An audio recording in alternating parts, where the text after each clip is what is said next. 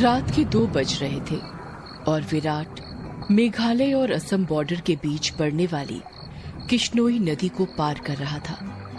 दूर दूर तक अंधेरा छाया हुआ था।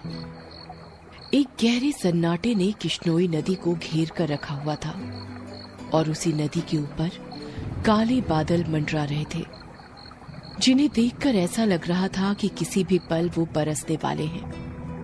नदी में घुटनों तक पानी था जो धीमी रफ्तार के साथ बहे जा रहा था। विराट के एक हाथ में मोबाइल का टॉर्च था तो दूसरे हाथ में साइकिल का हैंडल। विराट पैदल पैदल मोबाइल के टॉर्च की रोशनी के सहारे नदी पार कर ही रहा था कि तभी उसका मोबाइल बजने लग जाता है। विराट फोन उठाते हुए कहता है, हाँ वन्ना बोलो।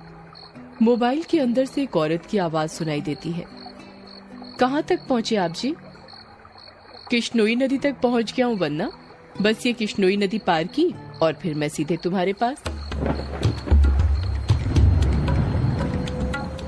वन्ना की घबराते हुए आवाज सुनाई देती है। क्या कहा? किश्नोई नदी पार कर रहे हो आप? और नहीं तो क्या, अब तुम्हें तो पता ही है कि बंगला मुडा गांव से रोगंका मुचा गांव जाने का एकमात्र यही रास्ता है और वो भी नदी पार करके जाना पड़ता है। आपको इतनी रात में वापस नहीं आना चाहिए था, ग्रेवयार्ड कोठी में ही रुक जाना चाहिए था। आपको पता है ना नदी के पास वो घूमती है।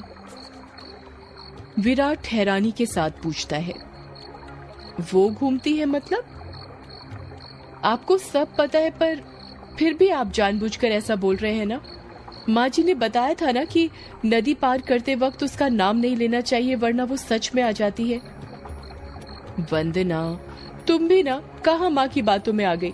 लगता है माँ ने तुम्हें भी यक्षिणी की कहानी। विराट अपनी बात पूरी करता उससे पहले ही वंदना घबराते हुए कहती है, श्श, चुप हो जाओ जी। हे काली माँ, मेरे पति की रक्षा करना और अनजाने में इनसे जो अनर्थ हुआ है उसके लिए माफ कर देना। अब ये कभी उसका नाम नहीं लेंगे। विराट हंसते हुए कहता है, क्या वंदना, तुम भी ना, ये यक्षिणी वक्षिणी कुछ नहीं होती, समझी तुम। ये सब बस मनगढ़ंत बातें हैं जो गांव वालों ने बनाई है और कुछ नहीं। आप नहीं मानते तो मत मानिए, पर मैं तो मानती हूँ। आप ना जल्दी से आ जाइए बस। हाँ वन्ना, आ रहा हूँ, बस ये नदी तो पार कर लूं पहले। अच्छा मैं रखती हूँ। अरे ऐसे कैसे? तुम्हें नहीं लगता तुम कुछ भूल रही हो? मैं भूल रही हूँ? क्या भूल रही हूँ? यक्षिणी के बारे में याद रख सकती हो, लेकिन ये याद नहीं रख सकती कि आज हमारी शादी की सालगिरह है। गलती हो गई जी, माफ कीजिएगा। आपकी फिक्र में तो मैं भूल ही गई थी। विराट मुंह बनाते हुए कहता है, अब भूल गई थी तो उसकी सजा तो मिलेगी तुम्हें। सजा के लिए तैयार रहना। वन्ना प्यार से पूछती है, अच्छा तो क्या सजा देंगे आप? तुम्हारी सजा ये है कि तुम्हें आज रात भर जागना पड़ेगा। वन्ना शर्मा जाती है और शर्माते हुए कहती है, आप भी ना कैसी कैसी बातें करते हैं आप। अरे अपनी पत्नी से ऐसी बातें नहीं करूंगा तो किससे करूंगा। ठीक है, आ जाइए, मैं इंतजार कर रही हूँ आपका, जल्दी आना। वन्ना फोन कट कर देती है और विराट वापस से नदी पार करने लग जाता है।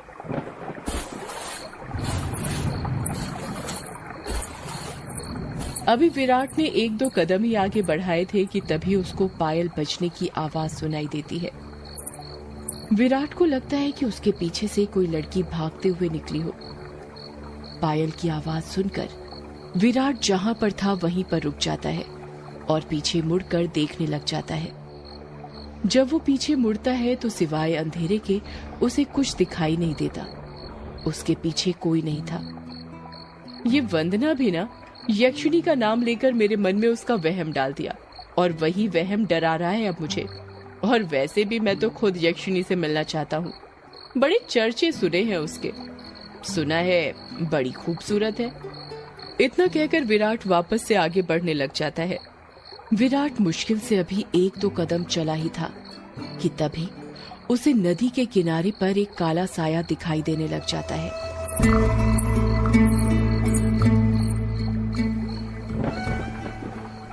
उस काले साए को देखकर विराट के कदम अपने आप थम जाते हैं। साए को देखकर ऐसा लग रहा था कि जैसे वो विराट का ही इंतजार कर रहा था। काले साए के पास से पायल के बजने की आवाज और चमेली के फूल की खुशबू आ रही थी। विराट के हाथ पैर कपकपाने लग गए थे। विराट डरते हुए कहता है, कहीं वंदना की बात सच तो नहीं थी? ये यक्षिणी तो नहीं? विराट उस साए को देखकर इतना डर गया था कि उसका पूरा चेहरा पसीने से लथपथ हो गया था। विराट के हाथ पैर ठंडे पड़ गए थे। उसका दिल जोरों से धड़कने लग गया था। उसकी समझ में नहीं आ रहा था कि वो क्या करे। विराट डरते हुए कहता है, कौन है वहां पर? कोई जवाब नहीं आता है। सन्नाटा अभी भी छाया हुआ था। विराट अपने मोबाइल का टॉर्च उस काले साए पर मारने लग जाता है। जब उस टॉर्च की रोशनी उस काले साए पर पड़ती है तो विराट देखता है कि वो साया किसी और का नहीं बल्कि एक लड़की का था। नदी के किनारे पर एक बहुत ही खूबसूरत लड़की खड़ी थी, जिसकी उम्र करीब 24 साल और लंबाई 5 फीट 2 इंच थी। उसकी लंबी सी गर्दन, गुलाबी से होंठ, बाल खुले हुए जो उसकी कमर तक आते थे, उसका गोरा बदन और उसी गोरे बदन पर उसने काली साड़ी पहन रखी थी। वो लड़की किसी अप्सरा से कम नहीं लग रही थी। वो इतनी खूबसूरत थी कि कोई भी मर्द उसका रूप देखकर अपनी हदों को भूलकर उसकी बाहों में मदहोश होना चाहे। वो लड़की अपने हाथ से विराट को इशारा करते हुए अपने पास बुलाती है।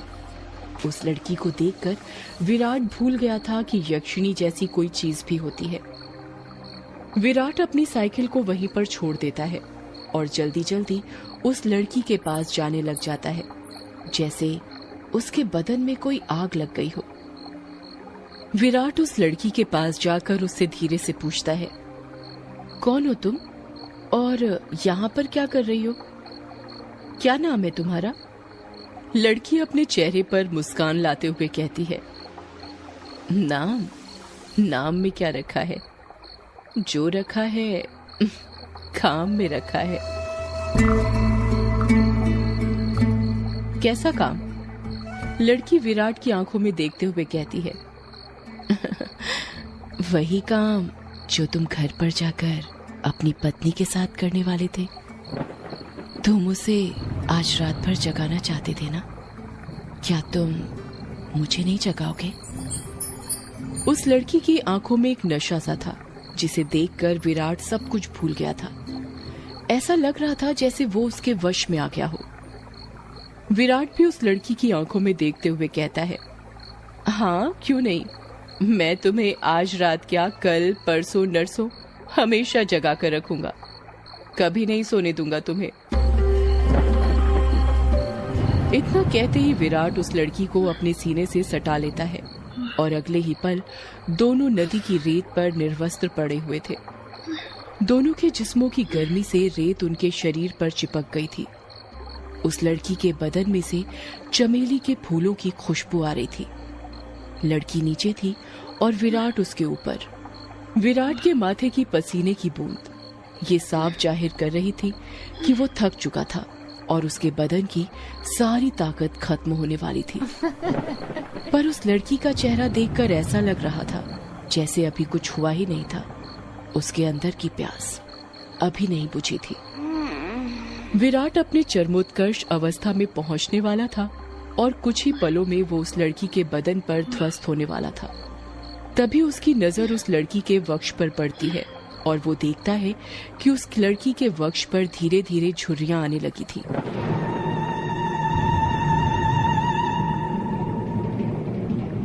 उसके हाथ पैरों की नसें बाहर निकलने लगी थी।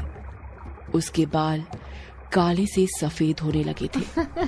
देखते ही देखते वो लड़की अचानक से बूढ़ी औरत में तब्दील हो जाती है। ये सब देखकर विराट की आंखें फटी की फटी रह गई थी। उसका गर्म बदन अचानक से ठंडा पड़ गया था। विराट कांपते हुए कहता है, कौन हो तुम? वो लड़की धीरे से कहती है, मैं यक्षिणी, तेरी मौत। ये सुनकर विराट के रोंगटे खड़े हो जाते हैं और वो झट से उससे दूर हटने लगता है। पर उसी वक्त यक्षिणी उसे अपने दोनों हाथों से पकड़ लेती है और कहती है, अभी कहाँ जा रहे हो प्रियतम? मेरी प्यास अभी बुझी नहीं है।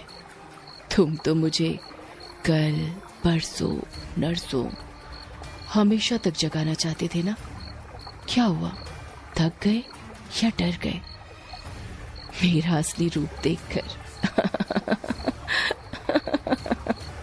विराट उसका खौफनाक चेहरा देखकर इतना डर गया था कि कुछ नहीं बोल पा रहा था।